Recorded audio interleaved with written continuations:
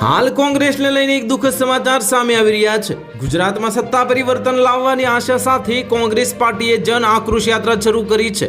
આ યાત્રા 60 દિવસ સુધી ચાલશે, એટલે કે 2 મહિના સુધી ચાલશે, જે દરમિયાન કોંગ્રેસના નેતાઓ વિવિધ જિલ્લાઓમાં જાહેર સભાઓ કરશે અને જાહેર મુદ્દાઓ ઉઠાવશે। આ કોંગ્રેસના નેતાઓનો દાવો છે કે ગુજરાતના લોકોમાં ભારે રોષ છે અને 2027ની વિધાનસભા ચૂંટણીમાં ભાજપ સરકારને ઉથલાવી દેવામાં આવશે। પરંતુ તે પહેલા ગુજરાત કોંગ્રેસનો રાજ્યસભામાં ખેલ પૂરો થવા જઈ રહ્યો છે, અને કારણ કે કોંગ્રેસની છેલ્લી બેઠક પણ જોખમમાં છે। 30 વર્ષ બાદ રાજ્યસભામાં કોંગ્રેસ પ્રતિનિધિત્વ ગુમાવશે। ભાજપ એક બાદ એક ગુજરાતમાં રેકોર્ડ બ્રેક કરી રહ્યા છે, ત્યારે ગુજરાત ભાજપ વધુ એક માઇલસ્ટોન સાબિત કરવા જઈ રહ્યું છે। 30 વર્ષ બાદ હવે રાજ્યસભામાં ગુજરાત કોંગ્રેસનું પ્રતિનિધિત્વ 0 થવા જઈ રહ્યું છે।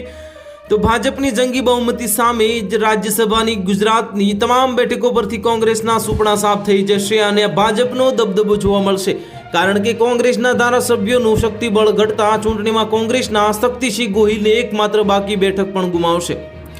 છેલ્લા 3 દાયકામાં ગુજરાત કોંગ્રેસ સતત ચંકોચાઈ રહ્યું છે અને વિધાનસભામાં કોંગ્રેસનું સંખ્યાબળ ઘટી ગયું છે। ભાજપની વિધાનસભા ધારાસભ્યોની સંખ્યા 162 જેટલી જંગી હોવાથી તે તમામ 4 બેઠકો પર બિનહરીફ જીત મેળવશે।